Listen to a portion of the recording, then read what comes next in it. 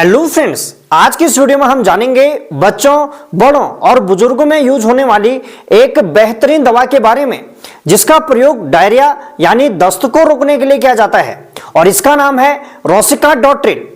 जो ये रोसिकाडोट्रिल है ये मार्केट में टैबलेट, कैप्सूल, सस्पेंशन और सैचेट के फॉर्म में आपको आसानी से मिल जाती हैं। तो इस वीडियो में हम रोसिकाडोट्रिल टैबलेट, कैप्सूल और सस्पेंशन के बारे में जानेंगे। इसमें हम जानेंगे ये रोसिकाडोट्रिल क्या है, दवा के किस वर्ग से संबंध रखती है, साथ ही इसका यूज क्या है और इसका डोज बच्चों में किस प्रकार कैलकुलेट करके दिया जाता है और कैलकुलेट करना मैं आपको आसान तरीके से बताऊंगा। साथ ही वीडियो में आपको कुछ इंपॉर्टेंट टिप्स भी देने वाला हूं जो शायद ही आपको कोई अन्य यूट्यूब वीडियोस में मिलेंगी, इसीलिए वीडियो को पूरा देखें। और अभी तक वीडियो को लाइक शेयर नहीं किया है तो सबसे पहले वीडियो को लाइक शेयर कर चैनल को सब्सक्राइब करें। रोसिकाडोट्रिल ये एक दवा का मूल नाम है जिसे हम दवा का जेनेरिक नाम कहते हैं। मार्केट में ये अपने कुछ पॉपुलर ब्रांड के नाम से आती हैं, जैसे इनोफ कैप्सूल जो ये कैप्सूल के फॉर्म में आती है, साथ ही रेडोटेल कैप्सूल और जीडोट कैप्सूल इस नाम से मार्केट में आती हैं। साथ ही सस्पेंशन के बारे में बात करें तो ये मार्केट में रेसिकोसिल सिरप और लूचैक सिरप के नाम से मार्केट में आपको आसानी से मिल जाती हैं। हो सकता है इसके अलावा कोई अन्य ब्रांड आपके एरिया में हो, लेकिन इनका जो कंपोजिशन होगा वो रोसिकाडोट्रिल ही होता है। साथ ही मार्केट में एक कंपोजिशन और आता है इसका जिसके अंदर रोसिकाडोट्रिल के साथ ओफ्लॉक्सासिन होता है। तो इसका जो पॉपुलर सिरप है वो है इनोफ ओ सिरप। तो हम वीडियो के आगे बात करेंगे आखिर ये रोसिकाडोट्रिल के साथ ओफ्लॉक्सासिन क्यों मिलाया गया है। तो जो ये रोसिकाडोट्रिल है ये मार्केट में टैबलेट और कैप्सूल में 100 mg की स्ट्रेंथ में आती है। साथ ही सस्पेंशन के बारे में बात करें तो अगर आप इसकी सस्पेंशन को बैक करके देखेंगे तो कंपोजिशन में लिखा रहता है ईच 5 ml कंटेंट रोसिकाडोट्रिल 15 mg। तो यानी प्रत्येक 5 ml में रोसिकाडोट्रिल 15 mg घुली रहती है और ये आपके पास अगर सिरप होगा तो उसको बैक करके आप देख सकते हैं। तो सबसे पहले जानते हैं जो ये रोसिकाडोट्रिल है ये क्या है और हमारी बॉडी में किस प्रकार ये दवा कार्य करती है। रोसिकाडोट्रिल ये एक प्रोड्रग होता है जो एंटीसिक्रेटरी दवा है। जब हमें डायरिया यानी दस्त लगते हैं तो हमारे इंटेस्टाइन यानी आंत ये अधिक मात्रा में पानी और इलेक्ट्रोलाइट को छोड़ती हैं। तो जब ये रोसिकाडोट्रिल दवा दी जाती है तो ये हमारी आंतों में उपस्थित जो एनकाइफिलेज जो एंजाइम है उसको इनहिबिट कर देता है। इसके इनहिबिशन से जो इंटेस्टाइन से जो ज्यादा मात्रा में पानी का स्राव हो रहा था वो रुक जाता है और जो स्टूल है वो कम पतला हो जाता है और जिससे बॉडी में पानी की कमी होने का खतरा कम हो जाता है। चलिए इसके मैकेनिज्म को और विस्तार से समझते हैं।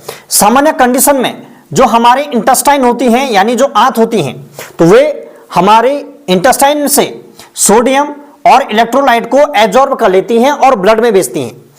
लेकिन जब किसी कारण से जैसे बैक्टीरिया या वायरस या फूड पॉइजनिंग या किसी भी कारण से गंदे खान पान की वजह से तो हमारी जो इंटेस्टाइन की जो दीवार होती है वो इरिटेट हो जाती है।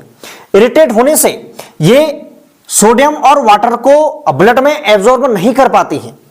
साथ में उल्टे में ये क्या करती हैं, हमारी ब्लड से सोडियम को बाहर भेजती हैं। सोडियम बाहर आने से क्योंकि सोडियम एक पॉजिटिव चार्ज होता है तो इसी के साथ साथ क्लोराइड भी बाहर आ जाता है हमारे ब्लड से, क्योंकि एब्जॉर्प्शन अब ब्लड में नहीं हो रहा है। हमारे ब्लड में उपस्थित जो सोडियम है वो हमारी ब्लड से हमारे इंटेस्टाइन में आ रहा है और उसके साथ साथ क्लोराइड भी बाहर आ जाता है और इंटेस्टाइन में जो ऑस्मोटिक प्रेशर है वो बढ़ जाता है जिससे H2O यानी शरीर का पानी भी बाहर आ जाता है जो हमारे ब्लड में उपस्थित होता है और ये बाहर चला जाता है जिससे डायरिया और तेज हो जाता है। तो यानी जब डायरिया लग जाता है तो डायरिया के कंडीशन में हमारे इंटेस्टाइन एब्जॉर्प्शन नहीं कर पाते हैं, लेकिन उल्टे में हमारी ब्लड में उपस्थित सोडियम, क्लोराइड और जो पानी होगा वो बाहर जाता है और बाहर आने से क्या होगा, पेशेंट के शरीर में पानी की कमी हो जाएगी और इलेक्ट्रोलाइट की कमी होगी और इसकी कमी होने से पेशेंट कमजोर हो जाएगा और ज्यादा सीवियर कंडीशन में पेशेंट की डेथ तक हो सकती है। तो अब ऐसे में जब हम रोसिकाडोट्रिल दवा देते हैं तो रोसिकाडोट्रिल दवा देने पर जो हमारी जो इंटेस्टाइन से जो सोडियम बाहर आ रहा था, क्लोराइड बाहर आ रहा था और H2O बाहर आ रहा था तो ये नहीं आता है। यानी शरीर में जो इलेक्ट्रोलाइट और पानी की जो कमी हो रही थी वो नहीं होगी। इस प्रकार ये रोसिकाडोट्रिल कार्य करती है। ऐसे ही इससे पहले मैं एक दवा के बारे में और बताया हूं, लोपेरामाइड। तो लोपेरामाइड दवा इस पर कार्य नहीं करती है, ये इंटेस्टाइन के मूवमेंट को क्या करती है, धीमा कर देती है। और इंटेस्टाइन का जब मूवमेंट धीमा हो जाएगा तो यहां पे उपस्थित जो पानी होगा या जो इलेक्ट्रोलाइट होगा तो वो हमारा इंटेस्टाइन एब्जॉर्ब कर लेता है। जो लोपेरामाइड दवा होती है, ये लोपेरामाइड दवा ज्यादा साइड इफेक्ट दिखाती है क्योंकि ये इंटेस्टाइन के मूवमेंट को क्या करते हैं, धीमा करती हैं। लेकिन जो रेसिकाडोटिल है ये साइड इफेक्ट कम दिखाती है, इसलिए बच्चों से लेकर बड़ों तक ये दवा सेफ मानी जाती है। लोपेरामाइड की तुलना में ये दवा ज्यादा यूज की जाती है। तो आशा करता हूं आप इसके मैकेनिज्म ऑफ एक्शन को समझ गए होंगे। और साथ में जो ये रेसिकाडोटिल है इसके साथ ORS दिया जाता है। ORS देने से जो सोडियम है, सोडियम की कमी पूरी हो जाती है और हमारा जो इंटेस्टाइन है ये फिर से इन सोडियम और पानी को एब्जॉर्ब कर लेता है। इसीलिए डायरिया की कंडीशन में ORS दिया जाता है। तो आप जान लेते हैं जो ये रेसिकाडोटिल दवा है इसका यूज क्या है। तो इसका प्रयोग डायरिया यानी दस्त को रोकने के लिए किया जाता है।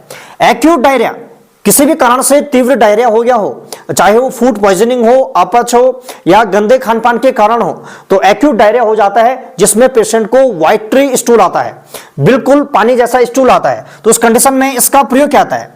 और 24 घंटे के अंतर्गत अगर 3 से 4 बार अगर पेशेंट को डायरिया यानी दस्त लग रहे हैं तो इस कंडीशन में इस दवा का प्रयोग किया जाता है और इसे हम डायरिया मानते हैं। साथ ही डायरिया के साथ साथ पेशेंट को यदि एब्डोमेन में पेन हो रहा हो, क्रैम्प्स चल रहे हो, नाउजिया, गैस या ब्लोटिंग की समस्या हो रही हो तो उस कंडीशन में इसका प्रयोग किया जाता है। ध्यान रहे जो ये रेसिकाडोटिल दवा है ये किसी प्रकार की एंटीबायोटिक दवा नहीं है, तो ये किसी प्रकार के इन्फेक्शन को खत्म नहीं करती है। ये केवल जो सिम्टम्स हो रहे हैं उसको कम करती है और डायरिया की जो फ्रीक्वेंसी है उसको कम करेंगी। और आपको अगर इसका मैकेनिज्म ऑफ एक्शन पता चल गया है तो आपको पता है ये दवा कैसे कार्य करती है। तो अगर इसकी वार्निंग्स के बारे में बात करूं तो अगर डायरिया के साथ साथ ब्लड आ रहा हो तो उस कंडीशन में बिल्कुल इस दवा का प्रयोग नहीं करेंगे। और डायरिया के साथ अगर व्यक्ति को फीवर भी हो या बच्चे को फीवर हो तो उस कंडीशन में इसका प्रयोग नहीं किया जाता है। अगर डायरिया में ब्लड आता है या फीवर है तो माना जाता है ये किसी न किसी इन्फेक्शन के कारण ये प्रॉब्लम हो रही है, तो इस कंडीशन में इसका प्रयोग नहीं करेंगे। और अगर किसी प्रकार के एंटीबायोटिक दवा चल रही हो और उसके कारण डायरिया हो गया हो तो उस कंडीशन में भी इसका प्रयोग नहीं करेंगे। साथ ही अगर बहुत ज्यादा वॉमिटिंग हो रही हो तो उस कंडीशन में भी इस दवा का प्रयोग नहीं किया जाता है। साथ ही लीवर, किडनी, प्रेगनेंसी और ब्रेस्ट फीडिंग मदर में यह दवा बिल्कुल सेफ नहीं मानी जाती है, तो इनमें यह दवा नहीं देनी होती है। अब जान लेते हैं जो ये रेसिकाडोटिल दवा है इसका डोज क्या रहता है। तो सामान्यतः इसका जो डोज है एडल्ट में 100 mg जो कैप्सूल है और जो टैबलेट है वो सुबह शाम या दिन के 3 बार दी जाती है और 7 दिन तक ये दवा दी जाती है। साथ ही इसके साथ में ORS दिया जाता है। और ORS क्यों दिया जाता है ये मैंने आपको बता दिया है। अब जान लेते हैं बच्चों में जो ये रेसिकाडोटिल सस्पेंशन होता है इसका डोज किस प्रकार दिया जाता है। तो सामान्यतः जो रेसिकाडोटिल सस्पेंशन होगा अगर आप उसे बैक करके देखेंगे तो कंपोजिशन में लिखा रहता है ईच 5 ml कंटेंट रेसिकाडोटिल 15 mg, यानी प्रत्येक 5 ml में रेसिकाडोटिल 15 mg होगा। अगर आप 5 ml दवा निकालेंगे उससे तो 15 mg आपको उसमें रेसिकाडोटिल मिल जाती है। अगली अगर आप 5 ml फिर निकालेंगे तो उसमें आपको रेसिकाडोटिल 15 mg मिल जाती है। तो इसका डोज बच्चों में किस प्रकार कैलकुलेट करते हैं और इसका कैलकुलेट करना मैं आपको ml में सिखाऊंगा। तो देखिए जो रेसिकाडोटिल है इसका सामान्य जो रिकमेंडेड डोज होता है वो होता है 1.5 mg पर केजी पर डोज के हिसाब से ये दवा दी जाती है। तो यहां पे डॉक्टर बच्चे की कंडीशन को देखकर एडजस्ट करके देते हैं कि बच्चे को 1.5 mg देना है या इससे कम देना है या ज्यादा देना है।